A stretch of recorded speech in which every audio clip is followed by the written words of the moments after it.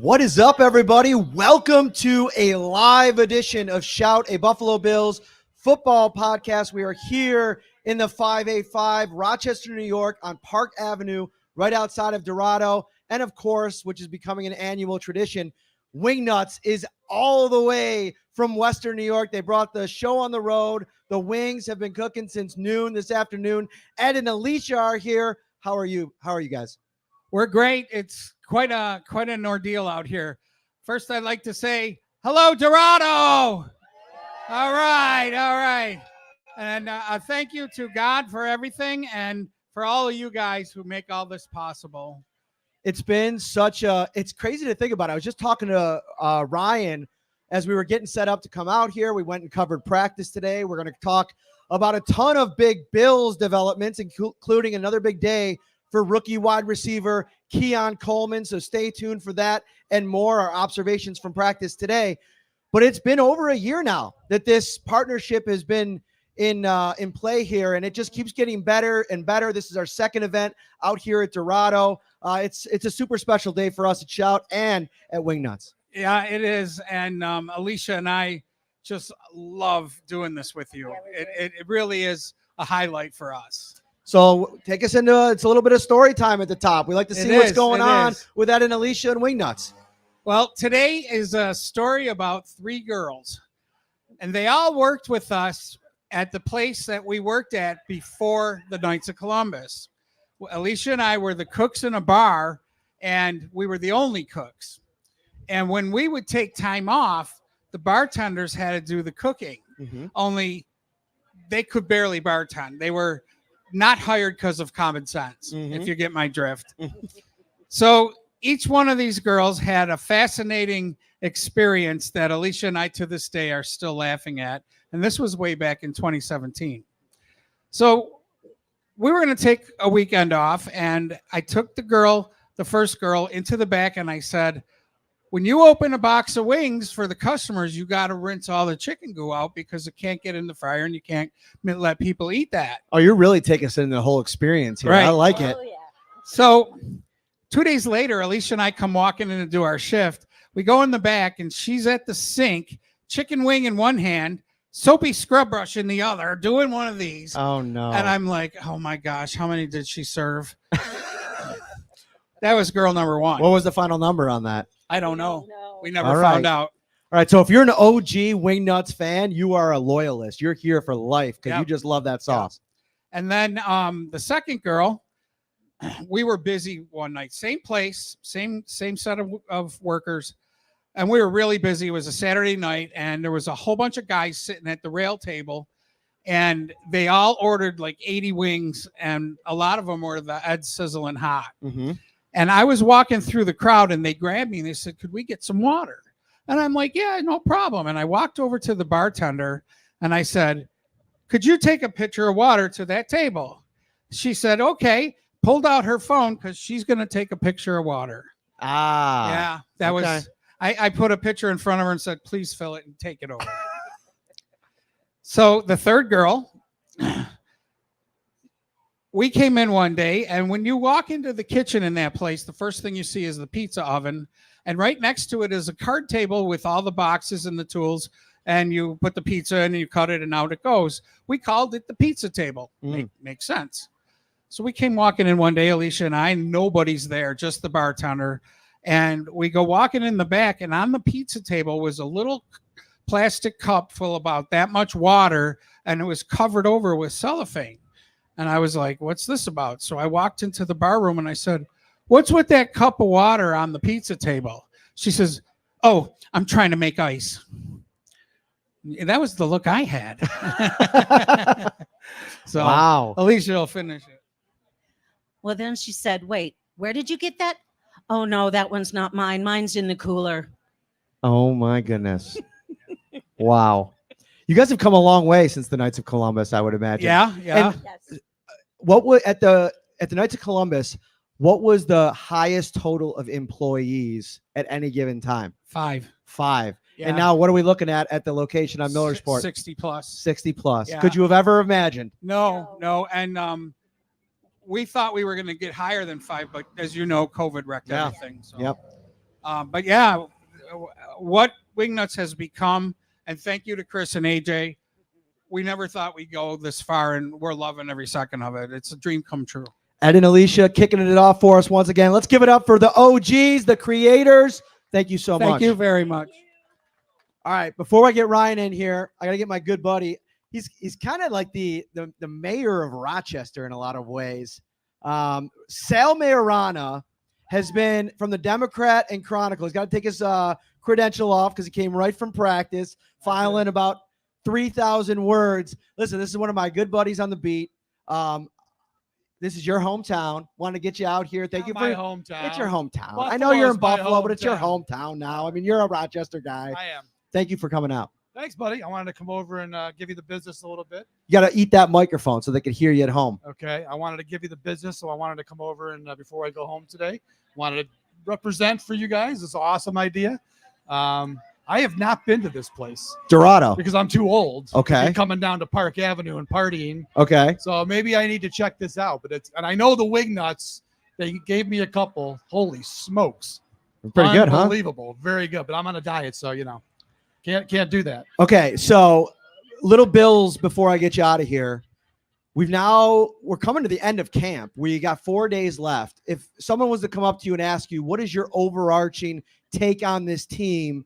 What would it be, and how does it match up with the expectation before we kind of got out here and watched them every day in training camp? Has it changed at all, or is this about the group that you thought you were going to come and watch? Yeah, look, I hear a lot of people talking about, because Stephon Diggs is gone, that they're worried about where this team might go this year. I think this is still a really good team, Matt. I mean, I'm not too worried that they're going to lose Stephon Diggs and all of a sudden they're going to be 8-9 and not making the playoffs. They've got a lot of good players. I think the receiving core is going to be just fine. We got to see what Samuel and Valdez-Scantling in particular, they're veterans, what they bring. And then Keon Coleman, I mean, they picked him in the second round, and he's looked like a second-round pick, maybe even a first-round talent, I wrote the other day. So if he can come through, Josh Allen's the quarterback. Everyone's going to eat in this offense. They're still going to be good, and their defense is still really good too. Oh, you're buying the tagline. Well, I mean, I'm not buying the I'm saying they're still a good team. They've got a very good roster. I don't know what the panic is right now because Stephon Diggs left. I don't think there should be a panic. I think this is a quarterback-driven league, to your point. I think Josh Allen raises the game historically since 2020 of guys that are not named Stephon Diggs. Like, we're about to watch Gabriel Davis play in Jacksonville this year for a really good quarterback. We'll see how good he really is in Trevor Lawrence. But if those numbers drop a little bit, now all of a sudden you're talking about the last 4 years of Gabe Davis and attributing a lot of that to Josh Allen. Yeah, I think one of the funniest lines that Brandon Beane reeled off recently is, remember when he said, how many Pro Bowls did Diggs have before he came to Buffalo? Yeah. The answer would be 0. Yeah. So, Stephon Diggs, look, great player. Josh Allen helped him become he was a very good player when he got here, was a great player when he was here, and Josh Allen had a lot to do with it. So why wouldn't Josh Allen be able to get the most out of a guy like Keon Coleman, Samuel, whoever it is, Khalil Shakir? I think the Bills are going to be just fine. It all revolves around Allen, obviously, but I'm not too worried, and I don't think anybody else should be too worried either. 4+ decades, might be 5 decades of Buffalo Bills coverage. I didn't want to put that on you, but listen, you keep me young, man. Like you're out there on the road. No, listen, I gotta tell you a story. other- So we're out on the road every single away game, and usually I run into Sal at some point on Saturday, and a couple of the folks, Elena, I think is going to be here, Jay Skursky from the Buffalo News, Joe Biscaglia, who honestly is a bit older than you. He never goes out. I was like, you want to get dinner tonight, Sal? He's like, no, I'm going to an Outback. I'm going to get a steak by 6 o'clock. I'm going to be in bed by 8 o'clock. That is my night on a Saturday night. I get my Outback, I get my jammies on and just watch TV and go to bed because I'm I got to be up in the morning. So yeah, that is my routine. Look, when I was your age, Matt, on the beat, on the road, there's some stories. Oh yeah, there are. This is a family stories. event, Sal. This is a family event. Yeah. We'll hold those for a future episode. Those days are way behind me. Hey, believe in Bills. Yeah, give it a shout out before you get out of here. He let me come on. Adam Benini and I from Channel 2, who is now semi-retired, lucky guy. We're going to do a podcast and video show like you and Ryan have going on here. We're not going to come anywhere close to the subscribers and downloads, but we're going to give it a shot. So believe in Bills. it'll be what, the 17th podcast in the area now. I think it's probably closer to like 47th. Yeah. So good luck, buddy. How many people have time for all that? I don't know, but if you want to listen, we're going to be on soon. I listened to your first episode, and I want to agree with one point in that listening to Believe in Bills will give you a unique perspective. Like I was talking to a gentleman here that came out. He was in the Matt Milano jersey. Where is he at? That was a Matt Milano chair. Sorry. There he is right there. And he said, I listen to a lot of different Bills podcasts. Like I can't get enough of it. And part of it is like, you can make it in that world if you bring something unique to the table. And I think that you do. You have years of covering this team, and everybody likes that curmudgeon-y old uncle at the family party on a Saturday night. That's just, you can't get him to shut up. And I know that that's what we're going to have in Believe in Bills. Am I right? You will get 70 years plus between Adam and I being curmudgeon. So yeah, please listen, and we hope we entertain you. Thank you so much for coming out. Thanks for having me, buddy. All right, buddy. Talk to you soon. See you tomorrow. All right, let's get Ryan Talbot up in here. This has been way too long of this podcast before we get him in here. How are you, buddy? I'm doing great, Matt. A great practice today. St. John Fisher University. We're getting closer and closer to some preseason football, so getting pretty excited. So first of all, before we get into today's practice, how cool has this event been? It's another trip out to the 585. The way that Ryan and company open up Dorado to us, to Wingnuts, who bring the wings out from Buffalo, cook here today. They've been flying once again. It's just such a special time for us. Yeah, unbelievable event. Most of the seats here in the house are taken. The bar is full. Great drinks, great food, both from Wingnuts and Dorado. You can't go wrong, Matt. All right, so the Bills practice today. I think everybody saw the highlight reel play of the day. Another Keon Coleman touchdown. Bills working in the red zone. It was Josh Allen scrambling to his right.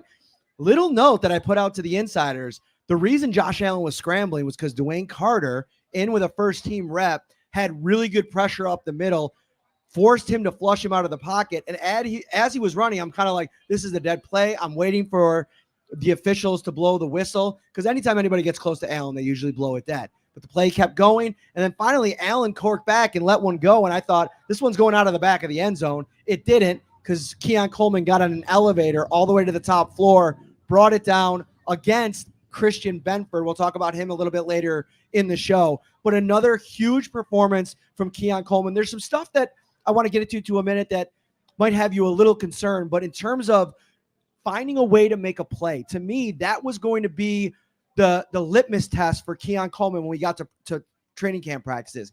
Can he find a way to make an impact? It's not always going to be perfect. He's still learning, but if he can make highlight reel plays like that when we get to the games, I think the Bills will take that. 100%, Matt. And, when it comes to Keon Coleman, I'm not sure he'll be an every down contributor between the 20s, but when you get down to the red zone, he is going to factor in a big time way. And he's shown us that throughout this training camp, making big time grabs. Trust, Josh Allen is already showing that trust in him, where I'm going to throw it up in a spot where only you can get it. Keon Coleman's hands are second to none on this team. I mean, he's catching everything that comes his way, whether it's going out of bounds, back of the end zone. He's been a nice factor for this team at training camp, and I think he's going to have, like I said, a big role at minimum in the red zone as a rookie. I think we fixed the audio on this box. This thing is ringing on Park Avenue. I feel like they can hear it probably 2 blocks down the street, which is pretty cool. Shout a Buffalo Bills football podcast. If you're listening live on YouTube, thank you so much. Hit that like button, subscribe as well. If you're walking up and down Park Avenue and you're like, what's going on over there? This is the Shout Bills podcast. Are you a Bills fan? Find us on YouTube. Hit the like, subscribe as well. We really appreciate it.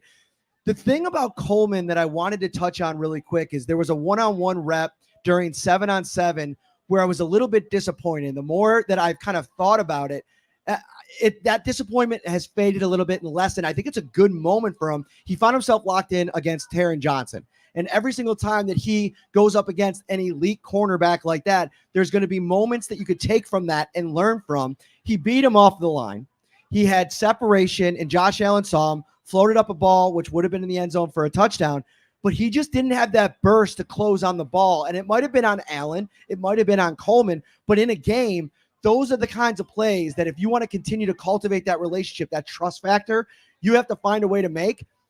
But if you're Joe Brady, you're probably excited that that's happening in 7-on-7 on day 9 of training camp instead of in Highmark Stadium against the Cardinals in a couple of weeks. Yeah, absolutely. This is a learning experience. They're going to go back. They're going to watch the film. They're going to talk to him about fighting for that football. Not every pass from Josh Allen is going to be perfectly placed. Most of them will be, but that was one where it wasn't in the perfect spot, but Coleman could have fought for that, could have come down with the ball. So learning experience, and he's only going to get better from a rep against a guy like Taron Johnson, arguably the best nickel cornerback in the NFL. So we're going to get to Zach Davidson here in a moment. If you're here to support the Shout podcast, welcome. Thank you so much. The end of the show, once we get through our practice observations, I'd love to bring a couple fans up. What would you like to talk about? So if you're thinking about maybe a question, a topic, something that you want to talk about, think about that. We'll bring it into the show later on. Where I want to go next, Ryan, is one of your big risers of training camp with a huge performance today. Yeah, listen, Zach Davidson is a guy that I don't mean to keep writing about, Matt. This is someone who on the depth chart is probably tight end number 4 because you have Dalton Kincaid, you have Dawson Knox, you have Quentin Morris.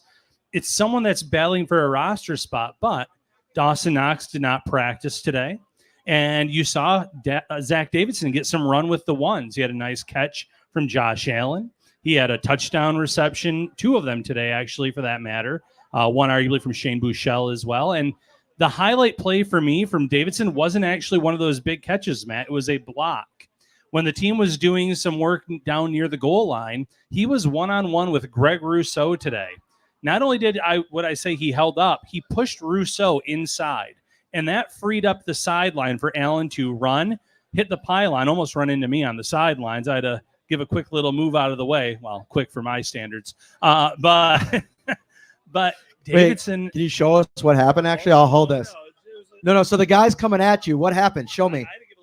Let me see it. Just like a little side step like that. All right. Very nice. So, yeah, but Davidson is the reason that he had that sideline available to him. Big time play. When they go back and watch that, they're going to see Davidson's the reason there was all that green for Allen to run. Who was standing next to you on the sideline when that happened? I'm not sure anyone was because you guys had just left. You were by yourself. I was by myself. So it was kind of an embarrassing moment a little bit. No, I got out of the way. You got out of the way, so it was actually a truck win. sticked. You Yeah, didn't get trucks. That's huge. big time. All right, so Zach Davidson. A lot of people, especially on the Insider text line, which, by the way, you could subscribe, 716-528-6727. Send a text. I've run into like countless insiders at training camp, a few that were out here at the event tonight. We really appreciate everybody subscribing and being a part of this thing. The consistent thing is like, okay, what is the best path to remaining with the Bills for Davidson? Because if he has a really good preseason, they're not going to be able to cut him and keep him on the roster. There's a chance that somebody's going to sign him. But the problem is for him is leapfrogging Quentin Morris. Right. I don't care what happens on offense over the course of the next month. Quentin Morris is a core special teams guy. And to pass that over, to me, would have to be an injury to Dawson Knox, which he's dealing with something right now. I don't think it'll keep him out for too long. But what's the path to playing time in the offense? You know, Quentin Morris got a couple of snaps last year, but it wasn't a ton. I just think that that's the part of it that's going to keep Zach Davidson from a roster spot. And now you're in a weird spot if you're the Bills. It's like, do you want to just limit how much, you know, teams are able to dive into his tape in the preseason? Do you want to throw him out there, let him get a ton of play, and maybe he doesn't make a lot of plays, and now you can stash him on the preseason or on the practice squad? A lot to think about if you're the Bills. It wouldn't shock me if the Bills did try to stash him by not playing him much or, you know, not targeting him much. And you can't go into a play saying, don't throw the ball to 84. He could still get some targets, but you could limit it. You could be very run heavy when he is in. There's things that you can do. But if he does show out in the preseason, how do you sneak him onto the practice squad? There are always teams looking to upgrade their tight end 2, tight end 3 position. And for some teams, he would be an upgrade from what we've seen from him over the course of this training camp. So Davidson's a guy that has really risen to the occasion this entire training camp, deserves a lot of the talk and a lot of the praises coming his way. But you're right. When it comes to Quentin Morris, the Bills value special teams play. We've heard it from the first day McDermott has taken the job until now. And if Morris is going to be that core special teamer, it's going to be hard to leapfrog him. And the problem, too, is like Morris kind of feels more like a linebacker body type as opposed to Davidson, who is like super lengthy.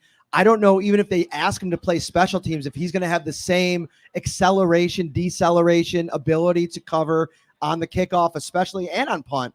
That's going to be really interesting. Another question that I get quite a bit is, what's the path to the roster? And I mean the roster or the practice squad for Justin Shorter, who, I mean, we're going along here week by week by week, day by day, and it's almost like we're waiting for him to make a play. It's a perfect transition point because Tyrell Shavers doesn't know how to go a single day of training camp without making a huge play on offense. He made another one today. He was working with the first team quite a bit. He made a play over Taron Johnson in team drills where Josh Allen floated in a ball that only Shavers could make a play on, but it was a tough catch. He makes the play. That's huge for his confidence. Where do you kind of put those two guys, and what are the expectations for Shorter when we get to the 53? I guess I would almost say who when you say Justin Shorter. He has been invisible for the most part, Matt. Wow. I know he was a draft pick 1 year ago. He's done nothing to even come close to Tyrell Shavers. And, you know, you mentioned the most important rep for Shorter today, or excuse me, for Shavers today, but Shavers in one-on-ones at the end of practice, one-on-one, Rasul Douglas.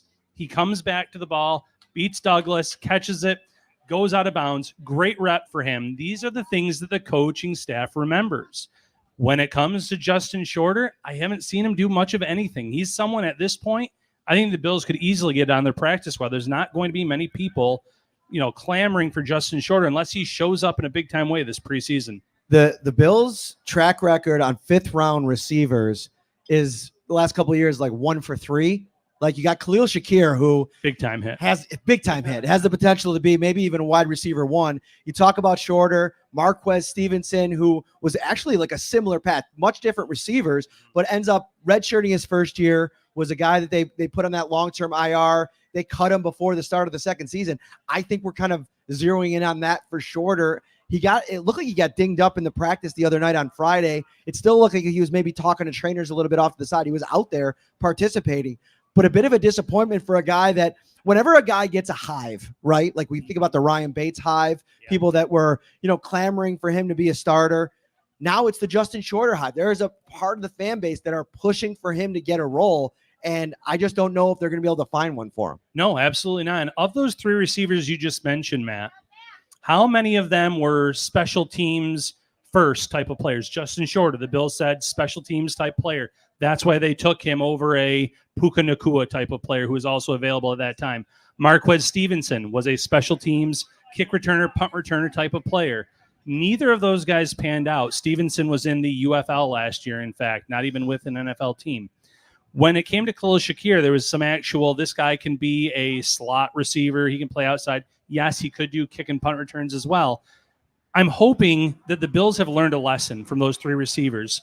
You don't take a day 3 flyer on a receiver that you think has special teams value. You go out and you take a guy that you think you can develop into an actual contributor at wide receiver, and then maybe try to coach them up as a special teams guy. I feel like they were backwards on guys like Stevenson and Shorter, and now these are 2 guys, you know, Stevenson no longer in the league. Shorter might not be in the league anywhere either. I think he'll sign somewhere on a practice squad, most likely Buffalo, but he's running out of time. The one thing that, for those clinging to hope for Shorter, that I think is maybe a little bit of a path, Saran Neal no longer on this roster. They're going to need a physical, strong, fast gunner. And that's one area on special teams that I think he's going to get an audition for this preseason. He's going to have to take full advantage of that, because the one thing up against Shavers that maybe we don't talk enough about, and of course he's had a great training camp, but how many times over the years have we talked about receivers that have had great training camps and it hasn't really materialized into a regular season role? He's got a lot of people that he's got to surpass on the depth chart. Shavers, if he makes the 53 to even get on the roster. I think about Mac Hollins, Khalil Shakir, Keon Coleman, Curtis Samuel. All 4 of those guys are going to play tons of snaps, and I think Shavers going to have a hard time, especially if Marquez Valdes-Scantling is on this roster. Yeah, and that's where the conversation should probably go next, Matt, is with MVS, and should he make this roster? There are some guarantees locked in on that contract. But MVS is another player that has been very hit and miss, and more miss this summer.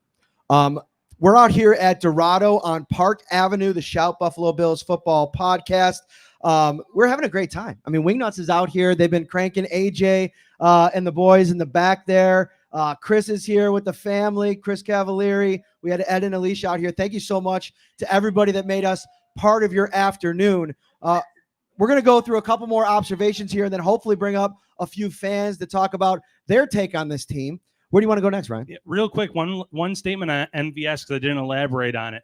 Today, quarterback wide receiver drills, no defense whatsoever. MVS has 2 drops versus open air. So that's been the biggest knock against him, the drops. Ton of them last year in Kansas City, to his credit. He did play well for the team in the playoffs. But if you're dropping the ball against air, how can you be counted upon when in a live game against a defender right there in your face? So that's another area where maybe Shavers can show that he deserves a spot over MVS. Bills have shown in the past that they'll eat some dead cap if need be. They did it with O.J. Howard a few years ago. If they have to do it with MVS, I think they will. Are you at the point where you think the Bills are going to keep 5 wide receivers? And if you do think that, how much is the Zach Davidson crush that you got going on here part of it? Because you bring him up every single episode, but seriously, it's worthwhile. Like, he's having a great training camp. The Bills have kept 4 tight ends in the past. This wouldn't be a huge departure from their roster structure philosophy. So I'm wondering, where do they cut here? If they end up keeping 10 defensive linemen, do they cut there? I want to talk about the defensive line in a moment. Is it at linebacker where maybe they only want to keep 5 linebackers? Where do you think they cut if they keep 6 wide receivers? Or are you on the 5 fence now? I'm on the 6 receiver fence still to this point in time, because I think, if you could figure out kick returner, punt returner, you can add a spot at receiver. I think Daquan Hardy, you can give him one of those secondary spots or defensive back jobs, and he'll be your primary return man possibly. So that helps you in that area. You can cut from linebacker. We've seen some really good play, obviously, from the starters, from Dorian Williams, who's having a really nice summer. I think Deion Jones has earned a roster spot the way that he's played. He's popping up on the 3rd team all of a sudden, though. He is, but he's made plays this summer. Maybe they're just trying to get their young guys out there, give them some reps, see how they do. I've at least seen enough from Jones where, Nick Morrow hasn't necessarily popped the same way. You could probably part ways with him. Eddie Ulofoshio, we have to wait and see. He was listed more so as day-to-day. But the Bills have done things in the past where guys have been dinged up with a minor injury, and you put them on like an IR where you can then now bring them off at some point in the season. Maybe that's how they figure out this roster too, is they stash someone. They don't have to worry about losing them for the year, and that's how they figure out the 53-man roster as well. Yeah, I think that the defensive line, to me, is where the most interesting conversation is going to happen between Sean McDermott, defensive-minded head coach, Brandon being the general manager. They have probably 10, 11 guys they can keep. And this has been a regime that's been in that 9 to 11 range over the course of his career here, McDermott. There's been years, I remember a couple years ago, I think it was with the first year Jordan Phillips came back, where they kept him and Shaq Lawson and ended up being 11 defensive linemen. I just don't think that they have that luxury with this roster now.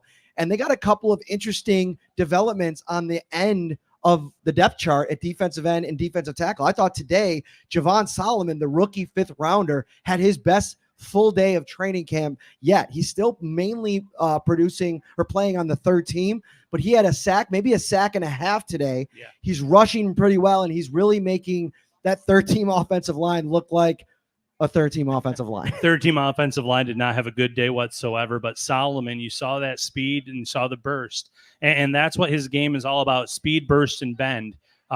We did see him use some strength, though, once this summer, too, and push a guy back. But it's starting to come together slowly for him. Obviously very productive at Troy, where he ended up as their all-time sack leader. Someone where you're hoping that it translates to the NFL. Slow start for him, but he's been really good so far today. Like you said, possibly a sack and a half. You also had a defensive tackle who arguably DT number 5 who had a sack today as well. Yeah, he's been firmly on the wrong side of my roster bubble since probably early in the spring, and that's Deshaun Williams coming over to the Bills. Denver Broncos, is that where he was last year? Yes, Carolina and then Denver is through his career. Carolina and Denver. I thought he's really started to pick up steam, and he's going to make this thing really interesting for the Bills, because if you think about the defensive tackle spot, Dwayne Carter, he's looked the part. He's somebody that every single day, it seems like he finds a way to flash, at least in one way or another. He's going to be that third defensive tackle. You have Austin Johnson, who I think has the most experience of this group, proven production. Then Deshaun Williams is kind of in that conversation. But another guy with a ton of experience. Do they want to keep 5 defensive tackles? And, oh, by the way, Ilianku comes out today with a sack and a half of his own, just causing absolute destruction on the second and third team for these offensive line groups in the middle. I think Ilianku could make a run at one of those 2 guys, or they just say between the 2 of them, we're going to keep 4 defensive tackles, and whoever we can't keep of those other 2 will make a priority run at the practice squad. Yeah, absolutely. And Anku's been a guy that's been on this practice squad on and off for years now, and Williams is someone that's been a fringe NFL player the last few years. So I feel like you get one or both on the practice squad if need be, but both guys are stepping up. You mentioned Solomon. And, oh, by the way, Von Miller flashed a little bit today, too, with a sack of his own. Ed Oliver hot in pursuit as well. But Von Miller showing that speed around the edge. No knee brace. He looks like a completely different player than one season ago. Where do you want to go next? Let's see. Next, I've already talked about Davidson, some one-on-ones.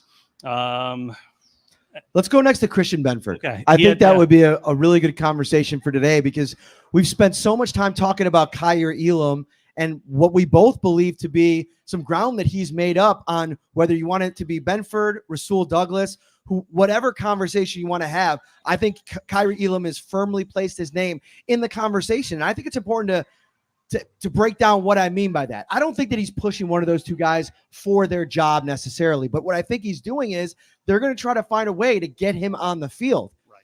Christian Benford, it's training camp. We've seen the tape. We've watched him play huge in big games, especially in December and January last year. I think he's a big part of their plans, but dropped interception today. He was in coverage against Keon Coleman. Not a great day for Benford today. Not a great day in terms of the 11-on-11 and the 7-on-7 period. Like you said, dropped an interception. There was the big Keon Coleman catch in the back of the end zone where, as you noted, Benford kind of looked up and said, like, what could I even do on that play? But I will say, to his credit, in the one-on-ones, he had an interception against KJ Hamler, was really physical with Hamler from the line, jumped the route, had an interception there, and then he recovered in their next rep where he was beaten off the line, came in with a pass breakup late on the play. So he is still making some plays, but there's been some ups and downs there for sure from him this summer. When it comes to Kaiir Elam, though, I think the Bills can come up with some formations to get him out there. They can let these guys get a blow from time to time, let him play a little bit. Elam's having a great camp, but you have to trust Benford as well based on the reps that he's had in live game action. I thought that was interesting today. This was the first time that the first team offensive line had any of its players come out for first team reps. And that was Deion Dawkins, who I think it was just like a vet kind of half day for him. Ryan Vandermark came in for a couple left tackle spots, which, you know, gives you a little bit of a view into how they view their room. Vandermark getting those first reps when Deion Dawkins comes out. And then McGovern at center, he came out for a couple. We've been talking about Cedric Van Pran Granger, the rookie out of Georgia, assuming that starting second center role on the second team. It was Alec Anderson that went in for Connor McGregor. That's the old gig. Connor McGovern. You didn't do you gonna do the dance? I did it enough. All right, that was long enough. What do you make of that, and where do you place things in terms of the competition? Because I think with Anderson leaving, going to the hospital the other day, giving the opportunity to Van Pran Granger, now it almost seems like maybe we got a little bit of a competition for that backup center spot. Yeah, I think that's just it. And you're going to let Alec Anderson get some reps now that he's back in the fold, practicing again after exiting with a heat-related illness a few days ago. But at the end of the day, he reminds me a lot of Ryan Bates. And Ryan Bates, the downfall for him, in my opinion, was he was so versatile. You could play him across the line where you almost didn't want him to be a starter or necessarily even the top guy on your second team. Because if someone goes down, we can plug him in there. We can plug him in here. Whereas Cedric Van Pran Granger, he is just a pure center at Georgia. Ton of reps there, ton of snaps, starting to perform really well with the second team when given the opportunities. So that's going to be fun to monitor throughout the preseason, see how they both fare in that role, given the reps that they get. But one thing on Ryan Vandermark, he's locked up that top reserve tackle spot. There's no one, in my opinion, that can push him for that. We saw how well he played at left tackle last year in the preseason throughout camp. He played it. He did a nice job today at left tackle in relief of Deion Dawkins. But I think he's grown a lot at right tackle too, Matt, where the Bills, if they can't get something locked up with Spencer Brown, which I'm not saying that won't happen, but if they don't, they have a guy in-house who could take over at right tackle in 2025 in Ryan Vandemark. Young guy, been in this system now with Aaron Cromer for a few years and keeps getting better and better. And I think it's interesting with Vandemark is that on those second-team reps, when Tylen Grable, the rookie, has been in there with them, they've had Grable at the left tackle spot and then Vandemark at the right tackle spot. I think trying to get him as many reps there as possible because that's kind of been the knock on him, right? Yeah. He's more of a true left tackle than a right tackle. Going side to side, being a swing tackle in the NFL, it's not easy. We've seen guys struggle with it. I thought a couple of years ago, a great example of a guy that did kind of struggle with it a little bit was Ty Nseki, who I thought played a little bit better on the left side than he did right side. And whenever he went in the right side, I know that he flipped with Cody Ford for that one season, but it never felt as good than when he got a chance to go in and play at left tackle. No, and Nseki at that point was an older player too. I think the Bills were kind of banking on him being the player he had been previously, but he looked a step slower and he did struggle on the right side. So, testing Vandemark out at both spots is very important. You know what he can do at left tackle, and he's shown some great strides at right tackle. So hoping this summer in the preseason we see a lot of him at right tackle to see how he looks against other teams. He's holding up well against the Bills. How does he look against other defenses?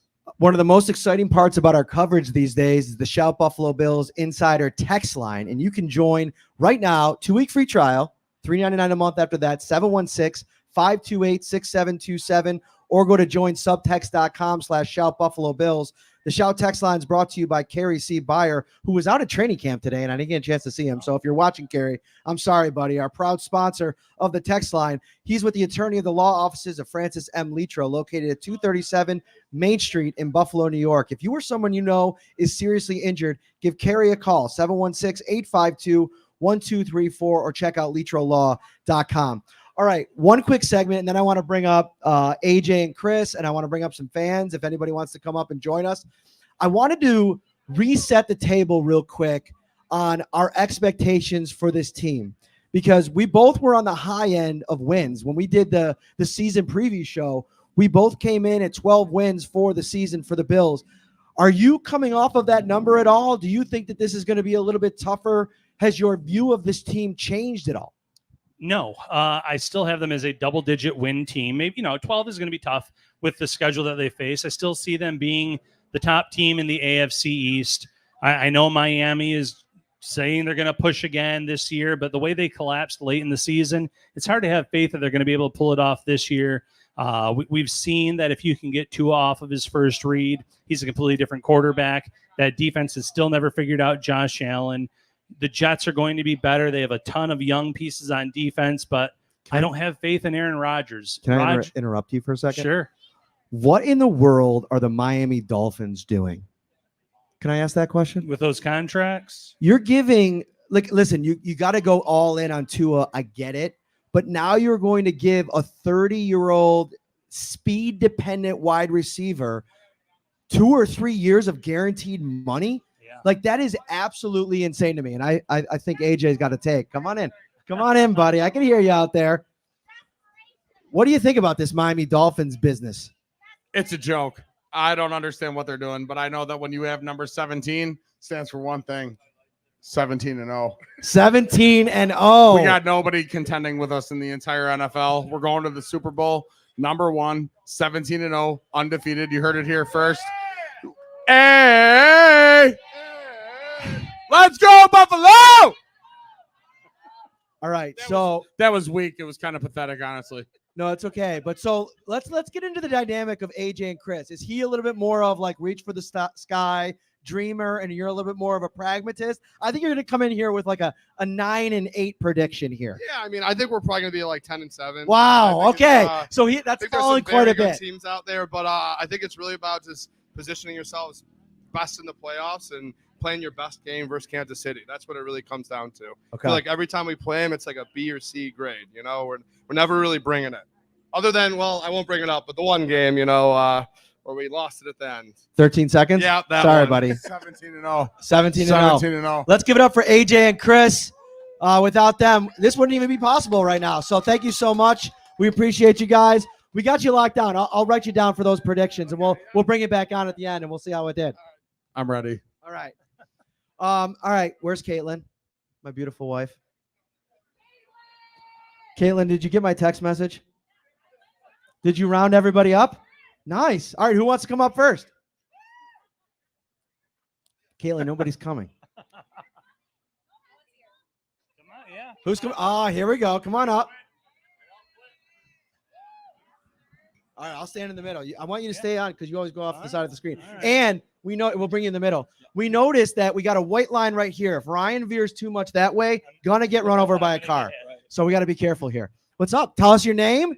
Yeah, so my name's Dave, Bills fan, Webster, New York. Webster, New York in the house. I like it.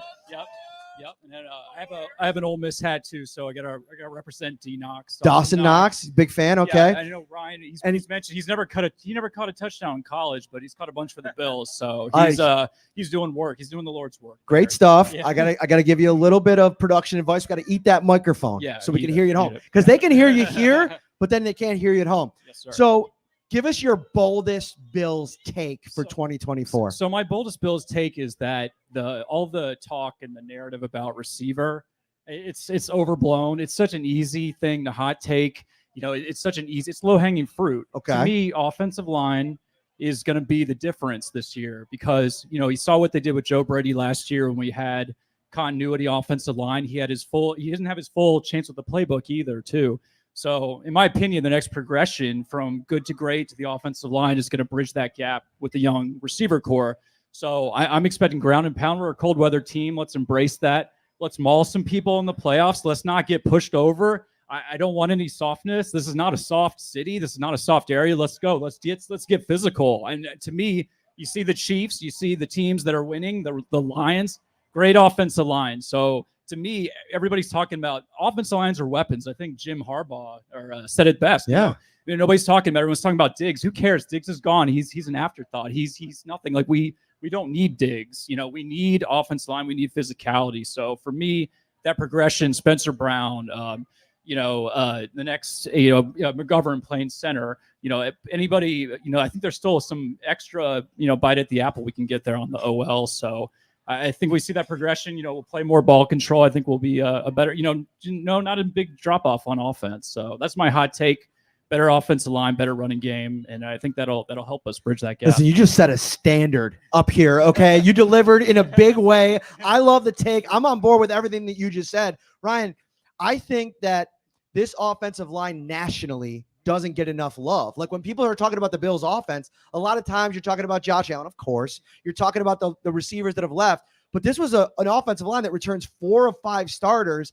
And really, you want to talk about motivation. I asked Connor McGovern about Osiris Torrance today. And I said, what's the biggest difference that you've noticed from year 1 to year 2? He's like, well, he was already kind of unbeatable. He thinks he's the top guard in the league when it comes to when he gets his hands on you. He's almost unbeatable from a defensive tackle perspective. He's heard other defensive tackles talk about that. But now the game slowed down for him quite a bit. You got him in year 2. You got McGovern. You got Spencer Brown in a contract year. We're very high on this offensive line. Absolutely. The right side of that line are going to be maulers. They're going to be those guys that set the standard with physical play.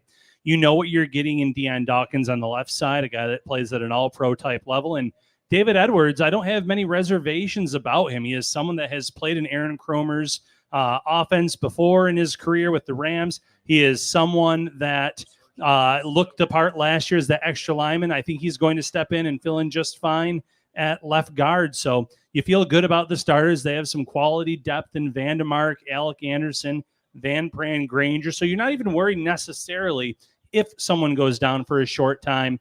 I like this O-line a lot more than the national media does. Final record prediction.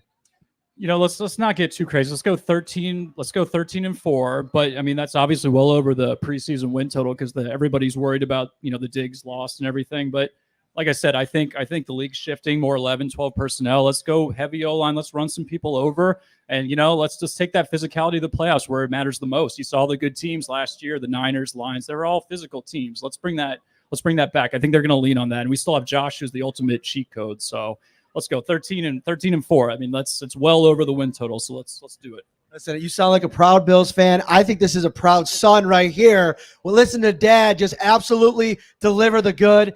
Thank you so much for coming on, my friend. We appreciate you. Give it up, Bills fans. Who's next? Come on up. And Ryan, don't you think that you're getting out and not coming up here at some point, buddy? Come on in. Let's go. How's it going? What's your name? Zach. Zach. What's up, man? Good. How you feeling? Feeling good. Good. You having a fun time? Yeah. I'm glad. Always. Yeah. Especially with you guys. Awesome. Yeah. So what do you got for us? So, a lot of people, like I said, down on the Bills. Mm-hmm. You know, if they can get this defensive line straightened out in the playoffs, they could definitely make a push. Now, we had a mostly healthy defensive line in the playoffs. Mm-hmm. What did they do? What did Ed Oliver do? What did Daquan Jones? I know he was dealing with the pec injury. Yep.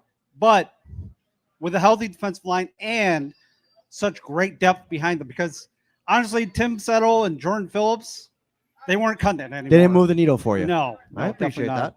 Now, if we can get pressure up the middle, I think they can, Mahomes, Lamar, whoever you want, they could definitely take care of them.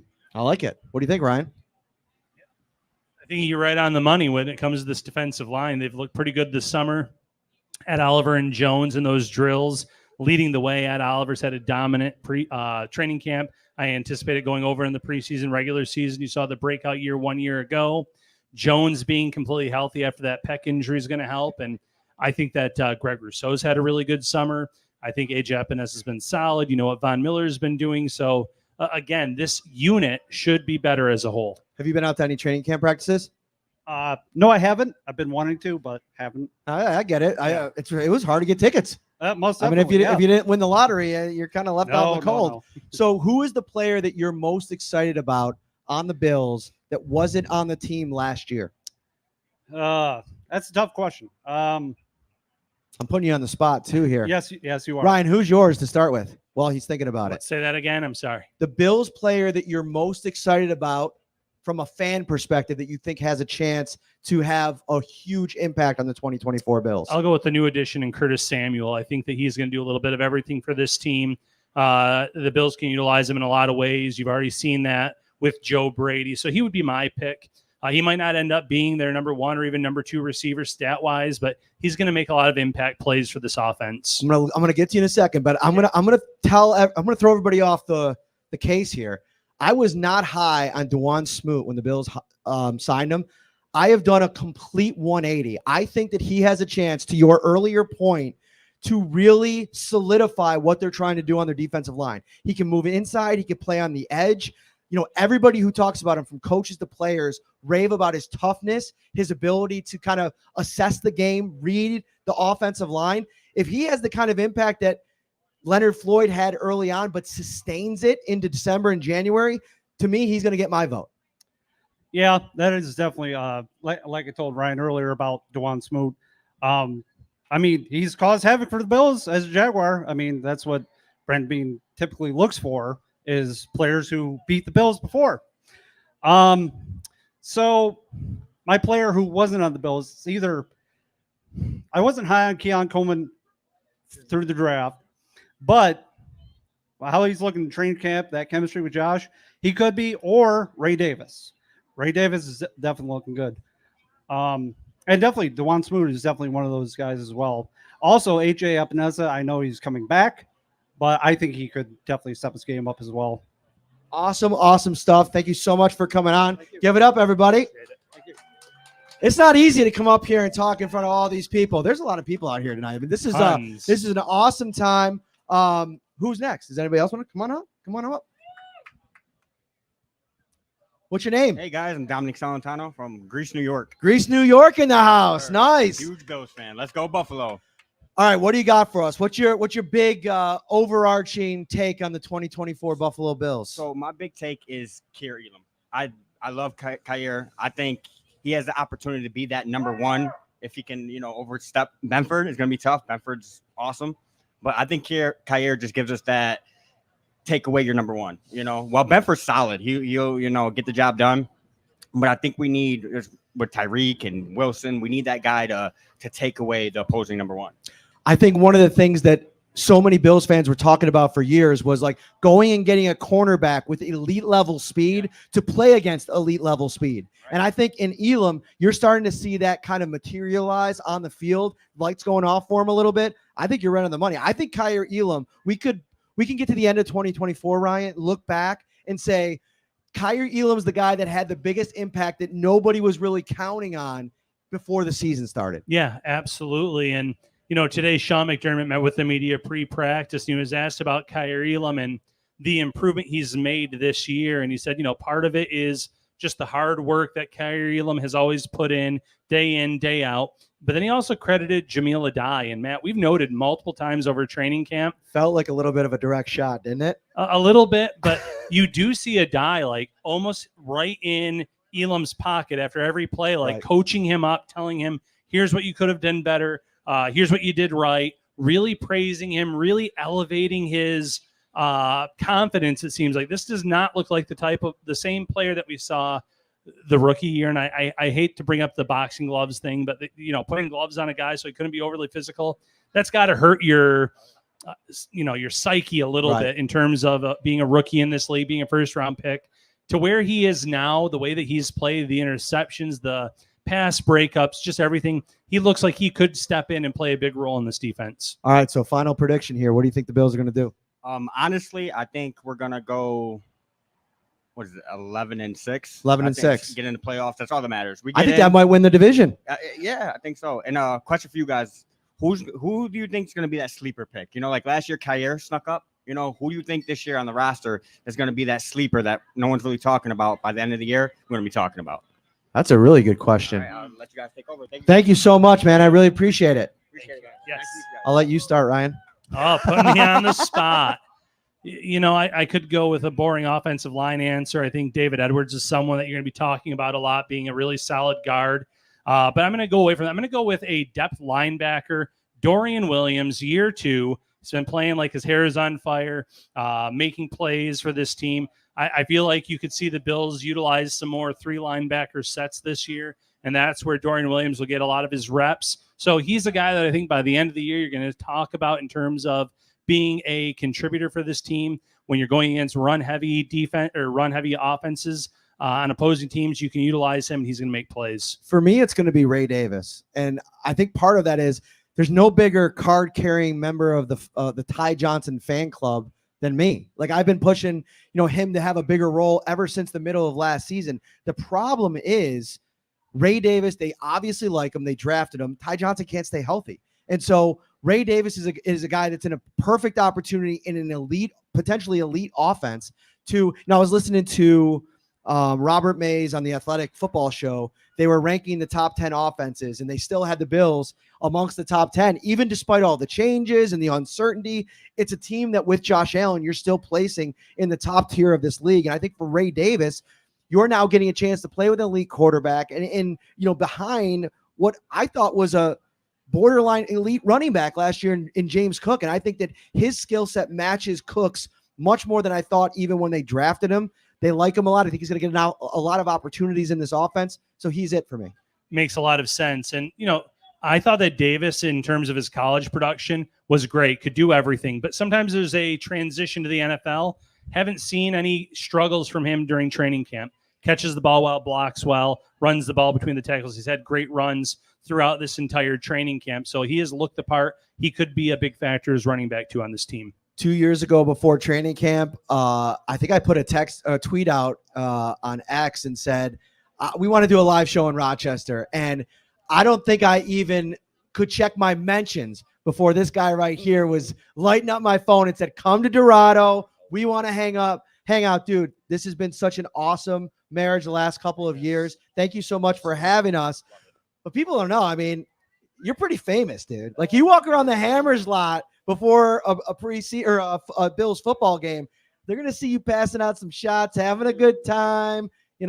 They could come say hi anytime, right? Anytime. Come see me at the Red Pinto. Ask for Tequila Man. You get Dorado margaritas, tons of shots, and we'll have a heck of a time. Hope to see you all. Just say Tequila Man, and I'll be waiting for you. So Tequila Man, what do we got for this Bills 2024 season? I think you're going to bring like a realistic take to the show here. I think it's going to be all about James Cook this year. At the end of the day, I think he is going to be the #1 elite running back in the National Football League this year. And I think a lot of people are going to be surprised what he does on the field. I think this team's going to be a lot better than people expect. Count us out. You know what? We've been everybody's pick for a while. Let's go back to being the guys that nobody wanted and nobody thought could do it. We got Josh Allen. We got Cook. I'm feeling pretty good about this team. Everybody give it up for Ryan, my man. Thank you so much for having us. We really appreciate that. Does anybody else want to come up before we get out of here? Nobody? Oh, here comes Mark, the man, the myth, the legend. One of our OG insiders. Mark comes out to almost every live event. He lives in the Syracuse area. He comes out to Buffalo. This was a little bit of a shorter drive, though, right? Only about an hour. Only about an hour. So this wasn't bad. No, not bad. Not bad. Especially when you got to get up at 5 o'clock in the morning for work, So there you go. We'll get you out of here real quick. All right. So what do you think about this season? We've talked a bunch of times over the course of the offseason. We've had the training camp coverage. You've been watching all the podcasts, following all the training camp. Where you at? What do you think? I think with Joe Brady behind the offense, what he's going to bring to the table this year, and with our offense, the wide receivers, the offensive core, I think we're going to smoke defenses this year. With the wide receivers, the running backs, tight ends, we're going to be unstoppable. In my prediction, I'm going 14-3, baby. 14-3. 14-3. Mark is hyped up. What do you think has to happen, Ryan, for the Bills to go 14-3? You're going to need the defense to really step up, especially in that safety room. No Jordan Poyer, no Micah Hyde. It's going to be a completely different ball game back there. So as long as you get, Mike Edwards maybe starting the season opposite Taylor Rapp, handing the reins over, I think pretty quickly, though, to a Cole Bishop when they feel he's ready. If those guys can step up and do their job, I think that on the back end you feel good. We've already talked about this pass rush being better. I have no reservations about the offense. It comes down to the defense at the end of the day. I do believe that. I think Von Miller's going to be a different guy this year. I think last year he was hindered with the brace most of the season. And then he was probably a little leery of, because he got to do it again because he's already pulled his ACL twice. But I think you're going to see a different Von Miller, and he's a little miffed, so he's coming in a little angry. So that's a good sign. And like I said, I'm thinking 14-3. And another thing, too, with the offense, I think Josh Allen is a lot less stressed this year not having Diggs there. I think that cloud is gone, and you're going to see a whole different Josh Allen. He's just going to light this offense up.